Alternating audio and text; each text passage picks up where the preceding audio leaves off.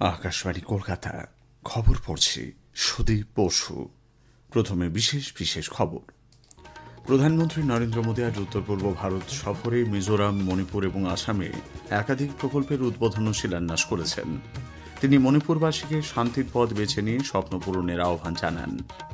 অসম সফরের প্রধানমন্ত্রী আজ প্রখ্যাত গায়ক ও সঙ্গীতকার ভূপেন হাজারিকার শতবর্ষ উদযাপন উপলক্ষে তাকে গভীর শ্রদ্ধা জানিয়েছেন। শ্রী মোদী আজ নেপালের অন্তর্বর্তীকালীন প্রধানমন্ত্রী সুশীলা কার্কিকে অভিনন্দন জানান। নেপালের রাষ্ট্রপতি রামচন্দ্র পৌডেল জানিয়েছেন, আগামী বছরের 5ই মার্চ সংসদীয় নির্বাচন অনুষ্ঠিত হবে। স্কুল সার্ভিস কমিশনের একাদশ ও দ্বাদশ শ্রেণী সহকারী শিক্ষক নিয়োগের পরীক্ষা আগামীকাল। মায়ানমারের পশ্চিম রাখাইন প্রদেশে সেনাবাহিনীর বিমান হানায় 19 জন স্কুল ছাত্রের মর্মান্তিক মৃত্যু। ভারত আগামীকাল এশিয়া কাপ ক্রিকেটের গ্রুপ পর্বের ম্যাচে পাকিস্তানের মুখোমুখি হবে। আসছি বিস্তারিত খবরে। প্রধানমন্ত্রী নরেন্দ্র মোদী মণিপুরে শান্তি প্রতিষ্ঠা এবং তরুণ প্রজন্মের অগ্রগতি ও কল্যাণের জন্য রাজ্যের জনগণকে এগিয়ে আসার আহ্বান জানিয়েছেন। একদিনের সফরে আজ সে রাজ্যে পৌঁছে চূড়াচাঁদপুর জেলায় 7,300 কোটি টাকার 14টি উন্নয়নমূলক প্রকল্পের ভিত্তিপ্রস্তর স্থাপন করেন তিনি। এরপর পিস গ্রাউন্ডে এক জনসভায় শ্রী মোদী বলেন, মণিপুর হল প্রত্যাশা এবং উন্নয়নের ভূমি, কিন্তু জাতিগত হিংসা এই রাজ্যকে গ্রাস করেছে। শান্তি ছাড়া উন্নয়ন কখনোই সম্ভব নয় বলে মত প্রকাশ করেন প্রধানমন্ত্রী। मणिपुर की ये धरती आशा और उम्मीद की भूमि है, लेकिन दुर्भाग्य से हिंसा ने इस शानदार इलाके को अपनी चपेट में ले लिया था। मैं सभी संगठनों से अपील करूंगा कि शांति के रास्ते पर आगे बढ़कर अपने सपनों को पूरा करें। প্রধানমন্ত্রী বলেন, চূড়াচাঁদপুরে আসার পথে রাজ্যে হিংসার কারণে উদ্বাস্তু বেশ কিছু পরিবারের সঙ্গে তিনি সাক্ষাৎ করেছেন। ত্রাণ শিবিরে আশ্রয় নেওয়া যেসব পরিবারের মধ্যে যে বিশ্বাস ও প্রত্যাশা তিনি প্রত্যক্ষ করেছেন তা অবর্ণনীয়। রাজ্যে হিংসায় ক্ষতিগ্রস্তদের জন্য 7,000 নতুন বাড়ি নির্মাণে কেন্দ্রীয় সরকার অর্থ বরাদ্দ করেছে এবং বিশেষ প্যাকেজ হিসেবে 3,000 কোটি টাকার বাজেট বরাদ্দ হয়েছে। 2014 সাল থেকে কেন্দ্রীয় সরকার রাজ্যের সড়ক যোগাযোগ উন্নত করা এবং রেল বাজেট বৃদ্ধির উপর জোর দিয়েছেন বলেও প্রধানমন্ত্রী জানান। তিনি বলেন, 1 লক্ষের বেশি পরিবারকে বিনামূল্যে বিদ্যুৎ পরিষেবা দেওয়া হয়েছে। এর আগে প্রধানমন্ত্রী আজ মিজোরামের রাজধানী আইজলে 9,000 কোটি টাকার বিভিন্ন উন্নয়নমূলক প্রকল্পের শিলান্যাস ও উদ্বোধন করেছেন। এই প্রকল্পগুলির মধ্যে রেল, সড়ক, জ্বালানি এবং ক্রীড়া সহ বিভিন্ন ক্ষেত্র রয়েছে। শ্রী মোদী আজ বৈরাবী থেকে সায়রাং পর্যন্ত একটি নতুন রেলপথের উদ্বোধন করেন। 8,000 কোটি টাকা ব্যয়ে নির্মিত এই রেলপথের মাধ্যমে এই প্রথম মিজোরামকে রেল নেটওয়ার্কের সঙ্গে যুক্ত করা হয়েছে। সারা দেশের সঙ্গে মিজোরামের এই রেল যোগাযোগের ফলে উত্তর পূর্বাঞ্চলের মানুষ সুলভ এবং নিরাপদ যাত্রার সুযোগ পাবেন। প্রধানমন্ত্রী নরেন্দ্র মোদী আজ সন্ধ্যায় গুয়াহাটিতে ভূপেন হাজারিকার জন্ম শতবর্ষ উদযাপন সমারোহে তাঁকে প্রণাম জানিয়েছেন। তিনি ভূপেন হাজারিকাকে ঐক্য এবং জাতীয় একত্রীকরণের প্রতীক বলে অভিহিত করেন। শ্রী মোদী বলেছেন, অসাধারণ এই শিল্পীর সঙ্গীত ভারতের বিভিন্ন অঞ্চলের মানুষকে একত্রিত করেছে, তাদের পথ দেখিয়েছে। भूपेंदा को हम सभी प्यार से सुधा कंठो कहते थे। ये उन सुधा कंठों का जन्म शताब्दी वर्ष है, जिन्होंने भारत की भावनाओं को आवाज दी, जिन्होंने संगीत को संवेदना से जोड़ा, जिन्होंने संगीत में भारत के सपनों को संजोया और जिन्होंने मां गंगा से मां भारती की करुणा को कह सुनाया। প্রধানমন্ত্রী এদিন একটি 100 টাকার স্মারক মুদ্রা উন্মোচন করেছেন। 21টি ভাষায় ভূপেন হাজারিকার জীবনীও প্রকাশ করেন তিনি। অনুষ্ঠানে অসমের রাজ্যপাল লক্ষণ প্রসাদ আচার্য, মুখ্যমন্ত্রী হিমন্ত বিশ্ব শর্মা, অরুণাচলের মুখ্যমন্ত্রী পেমা খান্ডু এবং কেন্দ্রীয় মন্ত্রী সর্বানন্দ সোনোয়াল উপস্থিত ছিলেন। আগামীকাল প্রধানমন্ত্রী অসমে 1,800 কোটি টাকা মূল্যের বিভিন্ন প্রকল্পের ভিত্তিপ্রস্তর স্থাপন করবেন। প্রধানমন্ত্রী নেপালের অন্তর্বর্তী সরকারের প্রধানমন্ত্রী হিসেবে দায়িত্ব নেওয়ায় সুশীলা কার্কিকে অভিনন্দন জানিয়েছেন। মণিপুরের ইম্ফলে একটি সভায় শ্রী মোদী বলেন, নেপাল ভারতের ঘনিষ্ঠ বন্ধু এবং বিশ্বস্ত অংশীদার। দুটি দেশের মধ্যে যে সম্পর্ক, বিশ্বাস এবং যৌথভাবে এগিয়ে যাওয়ার ইতিহাস রয়েছে, শ্রী মোদী শ্রীমতী সুশীলা কার্কিকে তা স্মরণ করিয়ে দেন। শ্রীমতী সুশীলা নেপালের প্রথম মহিলা প্রধানমন্ত্রী, সে বিষয়টি মনে করিয়ে দিয়ে শ্রী মোদী বলেন, এটি নারী ক্ষমতায়নের একটি বড় উদাহরণ। आज मणिपुर की इस धरती से मैं नेपाल के मेरे साथियों से भी बात करूंगा। हम साझा इतिहास से जुड़े, आस्था से जुड़े, साथ मिलकर आगे बढ़ रहे हैं। मैं आज नेपाल में अंतरिम सरकार की प्रधानमंत्री के रूप में पदभार संभालने पर 140 करोड़ भारतवासियों की तरफ से श्रीमती सुशीला जी को हार्दिक बधाई देता हूं। नेपाल की पहली महिला प्रधानमंत्री के रूप में सुशीला जी का आना महिला सशक्तिकरण का बहुत उत्तम उदाहरण है। নেপালের রাষ্ট্রপতি রামচন্দ্র পৌডেল আগামী বছরের 5ই মার্চ নির্ধারিত সংসদীয় নির্বাচন সফলভাবে আয়োজনের জন্য সবকটি রাজনৈতিক দলের কাছে আবেদন জানিয়েছেন। মানুষের আশা আকাঙ্ক্ষাকে মূল্য দিয়ে উপযুক্ত পরিকল্পনার সঙ্গে গণতন্ত্র প্রতিষ্ঠার সুযোগের সদ্ব্যবহার করারও আর্জি জানান তিনি। দিল্লিতে আয়োজিত 3 দিনের জ্ঞান ভারতম পুরনো নথির মাধ্যমে ভারতের প্রাচীন জ্ঞানের পুনরুদ্ধার কর্মসূচি আজ সমাপ্ত হয়েছে। কেন্দ্রীয় স্বরাষ্ট্রমন্ত্রী অমিত শাহ জ্ঞান ভারতম মিশন আন্তর্জাতিক সম্মেলনের সাফল্যে সন্তোষ প্রকাশ করেছেন। তিনি বলেন, প্রধানমন্ত্রী নরেন্দ্র মোদীর ভাবনা অনুসারে পুরনো তাম্রপত্র, ভূর্জপত্র, প্রস্তর খোদায়ে ভারতের বিজ্ঞান, গবেষণা ও জ্ঞান সম্পর্কে যে তথ্য নথিভুক্ত রয়েছে তা তুলে ধরায় জ্ঞান ভারতম মিশন শুরু করা হয়েছে। বেঙ্গালুরুতে আয়োজিত কমনওয়েলথ পার্লামেন্টারি অ্যাসোসিয়েশনের 11 ভারতীয় আঞ্চলিক সম্মেলন গৃহীত একটি প্রস্তাবে বলা হয়েছে, সংসদ ও বিধানসভার অধিবেশনে স্বচ্ছতা বজায় রাখতে হবে। অধিবেশনগুলিকে দায়বদ্ধ এবং গণ্ডগোল মুক্ত করা দরকার। সম্মেলনের সমাপ্তির পর সাংবাদিকদের সঙ্গে কথা প্রসঙ্গে লোকসভার অধ্যক্ষ ওম বিড়লা বলেন, এই সম্মেলনে বিভিন্ন পরিষদীয় সভার সেরা অভিজ্ঞতা নিয়ে কথাবার্তা হয়েছে। জিএসটি কাউন্সিলের 56তম বৈঠকের পর পণ্য পরিষেবা কর ব্যবস্থায় পরিবর্তন করা হয়েছে। এই পরিবর্তন চলতি মাসের 22 তারিখ থেকে কার্যকর হতে চলেছে। একটি প্রতিবেদন। পণ্য পরিষেবা করের পরিবর্তিত হারে কমতে চলেছে নিত্য প্রয়োজনীয় জিনিস থেকে শুরু করে ওষুধের দাম। এর ফলে মধ্যবিত্ত থেকে শুরু করে একেবারে প্রান্তিক মানুষদেরও উপকার হবে বলে মনে করেন দক্ষিণ 24 পরগনার বাসিন্দা সুন্দরবন উন্নয়ন পর্ষদের প্রাক্তন সদস্য লোকমান মোল্লা। জিএসটি এই পনির কমলো, চিজ কমলোর দাম কমলো, রুটির দাম কমলো, টুথপেস্টের দাম কমলো, cycle, pencil, AC, TV, fridge, 350 সিসির নিচের বাইক, ছোট গাড়ি, চশমা, শ্যাম্পু সবটাই কমে গেল। এটা ফলে সাধারণ মানুষের যে ব্যবহার্য জিনিস, সেই ব্যবহার্য জিনিস কমেছে।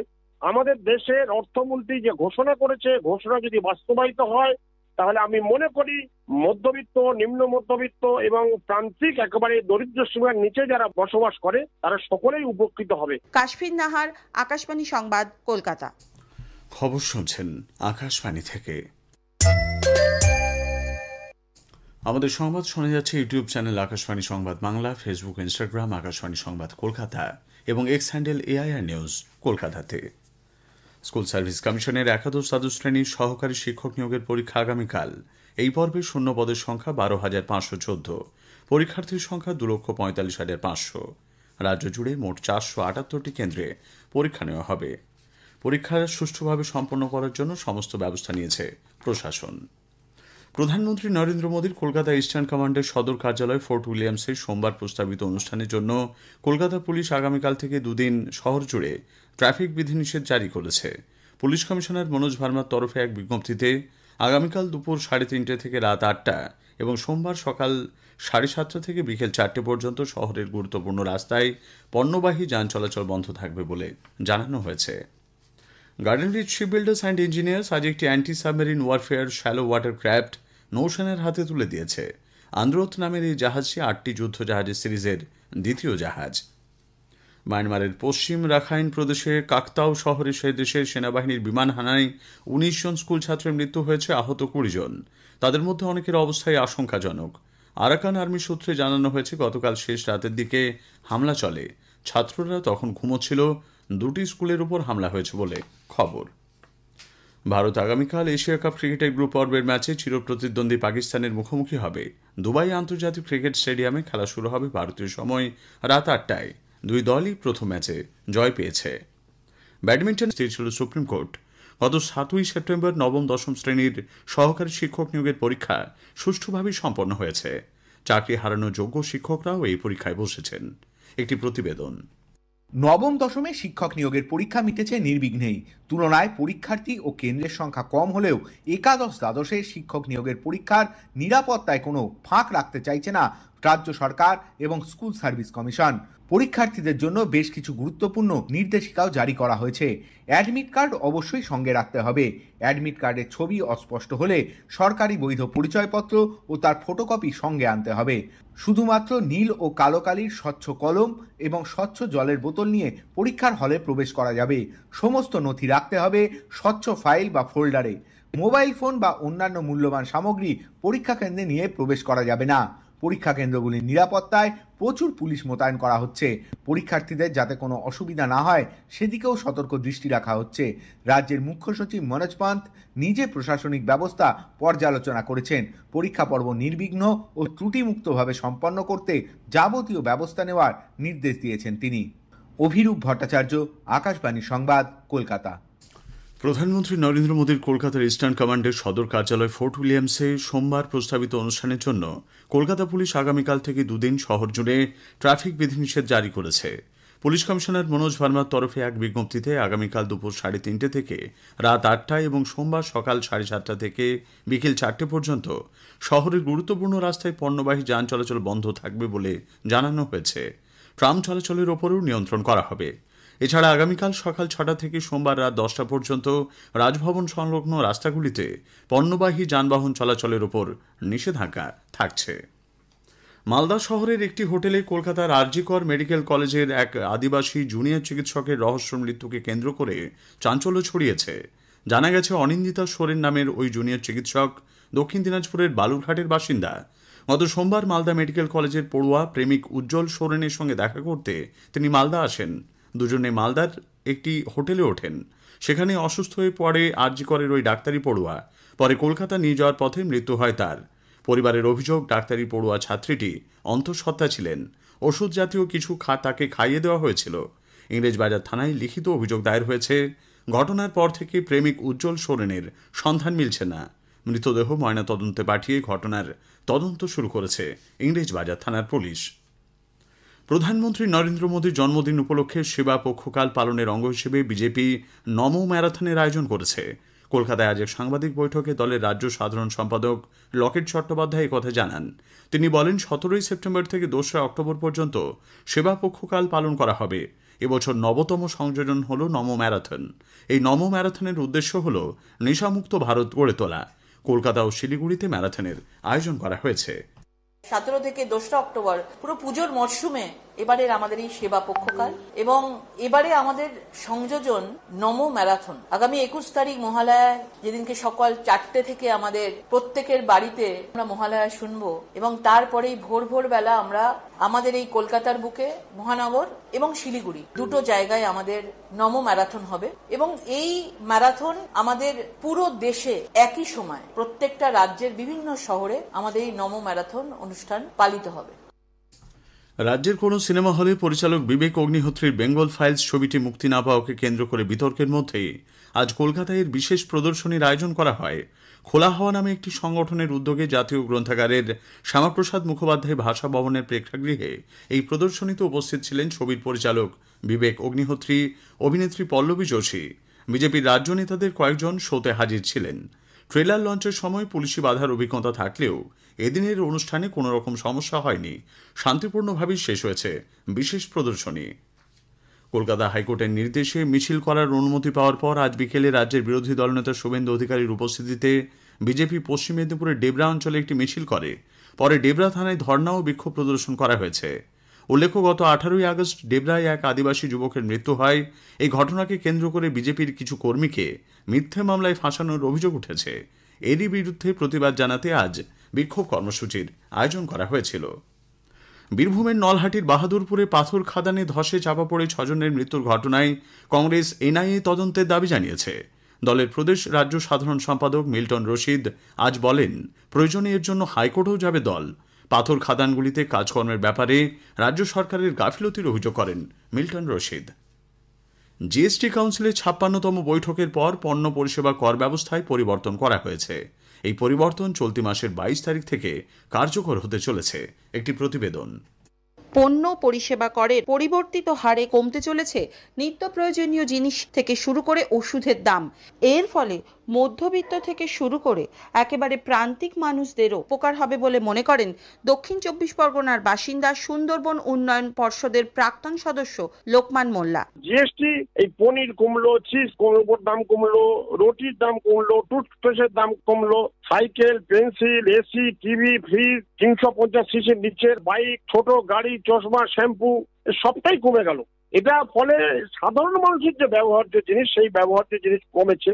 আমাদের দেশের অর্থমন্ত্রী যে ঘোষণা করেছে, ঘোষণা যদি বাস্তবায়িত হয় তাহলে আমি মনে করি মধ্যবিত্ত, নিম্ন মধ্যবিত্ত এবং প্রান্তিক একেবারে দরিদ্র সীমার নিচে যারা বসবাস করে তারা সকলেই উপকৃত হবে। কাশফিন নাহার, আকাশবাণী সংবাদ, কলকাতা। স্থানীয় সংবাদ শুনছেন আকাশবাণী কলকাতা কেন্দ্র থেকে। আমাদের সংবাদ শোনা যাচ্ছে ইউটিউব চ্যানেল আকাশবাণী সংবাদ বাংলা, ফেসবুক ও ইনস্টাগ্রাম আকাশবাণী সংবাদ কলকাতা এবং এক্স হ্যান্ডেল AIR নিউজ কলকাতাতে। দক্ষিণেশ্বর মেট্রো স্টেশনে স্কুল পড়ুয়ার খুনের ঘটনায় ধৃত মূল অভিযুক্ত রানা সিংকে আদালত 5 দিনের পুলিশ হেফাজতের নির্দেশ দিয়েছে। আজ তাকে ব্যারাকপুর আদালতে তোলা হলে এই নির্দেশ দেওয়া হয়। উল্লেখ্য, দক্ষিণেশ্বর মেট্রো স্টেশনে 2 পড়ুয়ার মধ্যে বচসার জেরে মনোজিৎ যাদব নামে একজন তার সহপাঠীর ছুরির আঘাতে গুরুতর জখম হয়। তাকে হাসপাতালে নিয়ে গেলে মৃত ঘোষণা করা হয়। উৎসবের মরশুমে দুর্ঘটনা রোধে রাজ্য সরকার বিভিন্ন ভবন ও আবাসনের ছাদের অনিয়ন্ত্রিত বাণিজ্যিক ব্যবহার রুখতে নতুন নির্দেশিকা জারি করেছে। কলকাতা পুরসভা বাদে রাজ্যের সমস্ত পুরসভার জন্যই এই নিয়ম কার্যকর হবে। রাজ্যের পুর ও নগর উন্নয়ন দপ্তরের তরফে জারি এই নির্দেশিকায় বলা হয়েছে, আবাসিক বা অনাবাসিক যে কোনো ভবনের ছাদে নতুন কাঠামো গড়ে তোলা যাবে না। আবাসিক ভবনের ছাদে চলা ব্যবসাও অবিলম্বে বন্ধ করতে হবে। আগের দেওয়া সমস্ত লাইসেন্স বাতিল বলে ঘোষণা করা হয়েছে। ছাদে অস্থায়ী বা স্থায়ী ছাউনি দেওয়া, দাহ্য আসবাব রাখা, খোলা আগুনে রান্না নিষিদ্ধ করা হয়েছে। বাঙালিদের মধ্যে বাণিজ্য করার উদ্যম ফিরিয়ে আনতে হবে বলে প্রধানমন্ত্রী অর্থনৈতিক উপদেষ্টা পরিষদের সদস্য সঞ্জীব সান্যাল জানিয়েছেন। কলকাতায় আজ উৎকর্ষ উদ্যমিতা সমাগম 2025 স্বাবলম্বী ভারত অভিযান শীর্ষক আলোচনা সভায় তিনি বলেন, বাঙালি বাণিজ্য করতে পারে না বলে দাবি করা হয়, তবে বাঙালির ইতিহাস বাণিজ্য উদ্যোগের সঙ্গে জড়িত। সেই উদ্যমকে ফিরিয়ে আনতেই নতুন করে স্বদেশী আন্দোলন গড়ে তুলতে হবে। নানা অনুষ্ঠানের মধ্যে দিয়ে আজ বিপ্লবী যতীন দাসের 97তম আত্মবলিদান দিবস পালিত হচ্ছে। লাহোর ষড়যন্ত্র মামলায় গ্রেপ্তার হওয়া যতীন দাস লাহোর জেলে দীর্ঘ 63 দিন অনশনের পর 24 বছর বয়সে মৃত্যুবরণ করেন। তাঁর প্রয়াণবার্ষিকী উপলক্ষে আজ কেওড়াতলা মহাশ্মশানে যতীন দাসের স্মৃতিসৌধ এবং হাজরা পার্কে তাঁর মূর্তিতে মালা দিয়ে শ্রদ্ধা জানান পুরমন্ত্রী ফিরহাদ হাকিম ও পরিষদীয় মন্ত্রী শোভনদেব চট্টোপাধ্যায়। পশ্চিম মধ্য বঙ্গোপসাগরে সৃষ্ট নিম্নচাপের কোনো প্রভাব রাজ্যে না পড়লেও সক্রিয় মৌসুমী অক্ষরেখা এবং ঘূর্ণাবর্তের প্রভাবে হিমালয় সংলগ্ন জেলাগুলিতে আজও আগামী কয়েকদিন ভারী থেকে অতি ভারী বৃষ্টির সম্ভাবনা। আবহবিজ্ঞানী অন্বেষা ভট্টাচার্য আকাশবাণীকে জানিয়েছেন, দক্ষিণবঙ্গে আগামী 2-3 দিন স্বাভাবিক বর্ষার বৃষ্টি বিক্ষিপ্তভাবে প্রায় সব জায়গাতেই হবে। নৈহাটি স্টেডিয়ামে আজ কলকাতা প্রিমিয়ার ডিভিশন ফুটবল লিগের অবনমন রাউন্ডের ম্যাচে মোহামেডান স্পোর্টিং 6-1 গোলে রেলওয়ে এফসিকে হারিয়ে দিয়েছে। মোহামেডান স্পোর্টিং এর পক্ষে এডিসন সিং 2টি, লালগাই সাকা, বামিয়া সামাদ, শিবা মান্ডি, লাডরোত ল্যাঙ্গা 1টি করে গোল করেছেন। শেষ করার আগে স্থানীয় সংবাদের বিশেষ কিছু অংশ আরও একবার। স্কুল সার্ভিস কমিশনের একাদশ দ্বাদশ শ্রেণীর সহকারী শিক্ষক নিয়োগের পরীক্ষা আগামীকাল। প্রধানমন্ত্রীর আগামী সোমবারের কলকাতা সফরকে ঘিরে যান চলাচল নিয়ন্ত্রণে বেশ কিছু বিধিনিষেধ জারি। স্থানীয় সংবাদ শেষ হলো, এরপর খেলার খবর রাত 8:10 আকাশবাণী কলকাতা গ্রামীণ সংবাদ পড়ছি প্রিয়া বিশ্বকর্মা। কেন্দ্রীয় কৃষি ও কৃষক কল্যাণ মন্ত্রক কৃষকদের জন্য কৃত্রিম মেধা প্রযুক্তির সুবিধাকে কৃষকদের কাছে পৌঁছে দিতে উদ্যোগী হয়েছে। এবছর 13টি রাজ্যে 3,80,00,000 কৃষকের কাছে এম কিষাণ কর্মসূচির আওতায় SMS এর মাধ্যমে আবহাওয়ার পূর্বাভাস পাঠানো হয়েছে। বর্ষা শুরু 4 সপ্তাহ আগে এই পূর্বাভাস কৃষকদের কাছে পাঠানো সম্ভব হয়েছে। কৃত্রিম মেধাভিত্তিক মডেলগুলি কৃষকদের চাহিদা অনুসারে তৈরি হয়েছে। অবৈধ বালি খাদান ও পাথর খাদান নিয়ে কড়া পদক্ষেপ নিতে চলেছে রাজ্য সরকার। মুখ্য সচিব মানস পান্থ জানিয়েছেন, বেআইনিভাবে বালি তোলা কোনোভাবেই বরদাস্ত করবে না প্রশাসন। গতকাল জেলা শাসকদের সঙ্গে এ সংক্রান্ত এক বৈঠকে তিনি বেআইনি বালি খাদান ও পাথর খাদান বন্ধ করার জন্য জেলা প্রশাসনকে কড়া পদক্ষেপ নেওয়ার নির্দেশ দেন। মুখ্য সচিব বলেন, বেআইনিভাবে বালি ও পাথর তুলে পাচার প্রতিরোধে শুধু গ্রেপ্তার নয়, প্রয়োজনে কড়া শাস্তির ব্যবস্থা করা হবে। জেলা শাসকদের পাশাপাশি মাইনিং অ্যান্ড ডেভেলপমেন্ট কর্পোরেশনকেও সতর্ক করে দিয়েছেন মুখ্য সচিব। মুর্শিদাবাদের লালগোলায় গতকালের পর আজও পদ্মার ভাঙন অব্যাহত আছে। নদী ভাঙনে বেশ কিছু জমি তলিয়ে গেছে। গতকালই লালগোলা তারানগরে ভাঙনের ফলে একটি বাড়ি তলিয়ে যায়। দিন সাতেক আগেই ভয়াবহ ভাঙনে 50টিরও বেশি বাড়ি ভেঙে নদীগর্ভে তলিয়ে যায়। প্রায় 300 গ্রামবাসী গৃহহীন হয়ে পড়েন। স্থানীয় প্রাথমিক বিদ্যালয়ে তাদের আশ্রয় দেওয়া হয়। মালদা জেলার ভুতনি থানার কেশবপুর কলোনি এলাকায় ব্যাপক হারে নদী ভাঙন শুরু হয়েছে। ইতোমধ্যে কয়েকশো মিটার নদী বাঁধ এলাকা নদীগর্ভে তলিয়ে গেছে বলে খবর। নদী তীরবর্তী এলাকার মানুষজন এর ফলে উদ্বিগ্ন হয়ে পড়েছেন। উল্লেখ্য, ভুতনি জুড়ে চলতি বছরে ব্যাপক ভাঙন হয়েছে এবং ভাঙন রোধের জন্য সেচ দপ্তরের পক্ষ থেকে বালির বস্তা দিয়ে কাজ করা হচ্ছে। স্থানীয় মানুষের অভিযোগ, সেচ দপ্তরের এই কাজ নিম্নমানের। এভাবে নদী ভাঙন প্রতিরোধ করা সম্ভব নয় বলে গ্রামবাসীরা জানিয়েছেন। পূর্ব বর্ধমানের কানলা সুপার স্পেশালিটি হাসপাতালকে পরিষ্কার পরিচ্ছন্ন রাখতে ঊর্ধ্বতন আধিকারিকরা বিশেষ উদ্যোগ নিয়েছেন।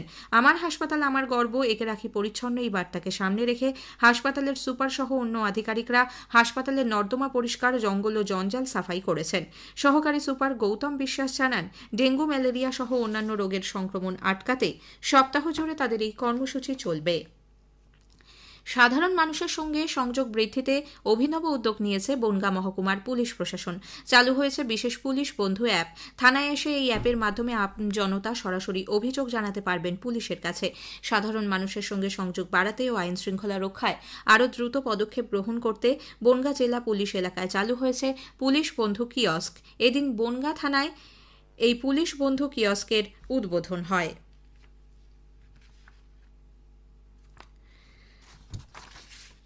পূর্ব বর্ধমানের মেমারির পালশি টোল প্লাজায় একটি বেসরকারি বাসে তল্লাশি চালিয়ে 72 লক্ষ টাকা উদ্ধার করেছে পুলিশ।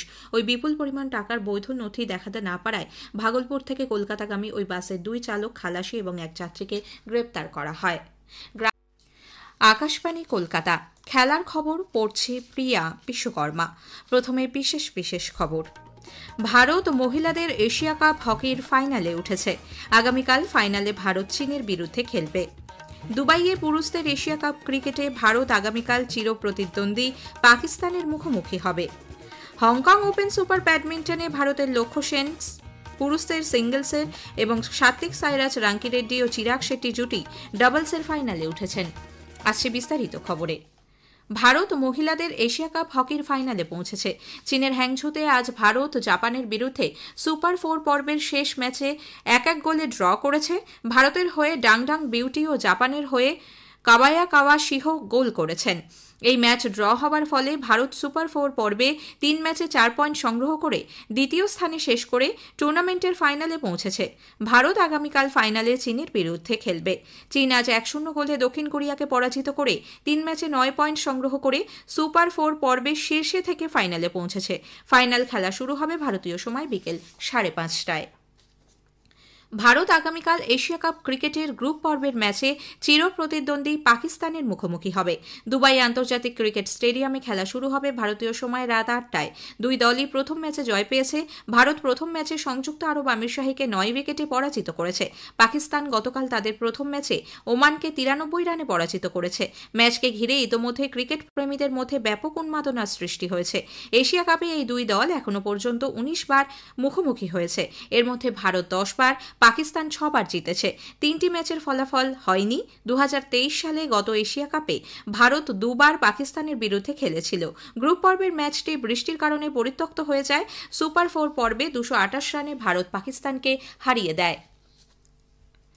আবুধাবিতে আজ এশিয়া কাপ ক্রিকেটে গ্রুপ বির ম্যাচে বাংলাদেশ শ্রীলঙ্কার মুখোমুখি হয়েছে।